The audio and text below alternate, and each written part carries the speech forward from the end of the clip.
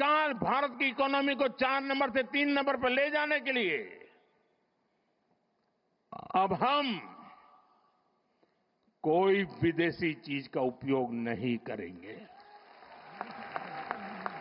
हम गांव-गांव व्यापारियों को शपथ दिलवाएं, व्यापारियों का कितना ही मुनाफा क्यों ना हो, आप विदेशी माल नहीं बेचोगे। लेकिन दुर्भाग्य देखिए, गणेश जी भी विदेश से आ जाते हैं। छोटी आंख वाले गणेश जी आएंगे, गणेश जी की आंख भी नहीं खुल रही है। होली रंग छिड़कना है, बोले विदेशी। हमें पता था, आप भी अपने घर जाकर के सूची बनाना। सचमुच में ऑपरेशन सिंदूर के लिए एक नागरिक के नाते मुझे एक काम करना है। आप घर में जाकर सूची बनाइए कि आपके घर में 24 घंटे में सुबह से दूसरे दिन सुबह तक कितनी विदेशी चीजों का उपयोग होता है। आपको पता ही नहीं होता है। आप हेयर पिन भी विदेशी उपयोग कर लेते हैं, कंघा भी विदेशी होता है, दांत में लगाने वाली जो पिन होती है वो भी विदेशी घुस गई है, हमें मालूम तक नहीं है, पता ही नहीं है। दोस्तों,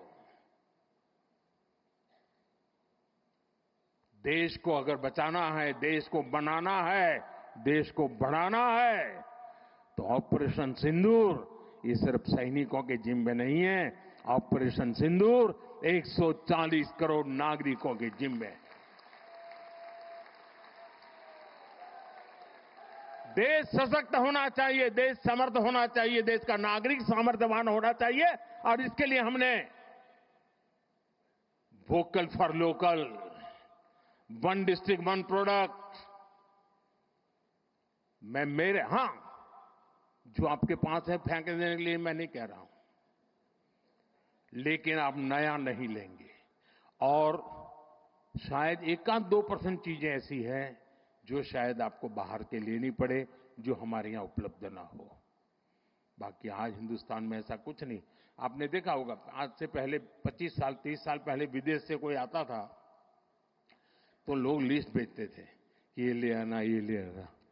आज विदेश से आते हैं, वो पूछते हैं कि कुछ लाना है, तो यहां वाले के नहीं, यहां सब है, मत लाओ, सब कुछ है। हमें अपनी ब्रांड पे गर्व होना चाहिए, मेड इन इंडिया पर गर्व होना चाहिए। ऑपरेशन सिंदूर सैन्य बल से नहीं, जनबल से जीतना है दोस्तों। और जनबल आता है मातृभूमि की मिट्टी में पैदा हुई हर पैदावार से आता है।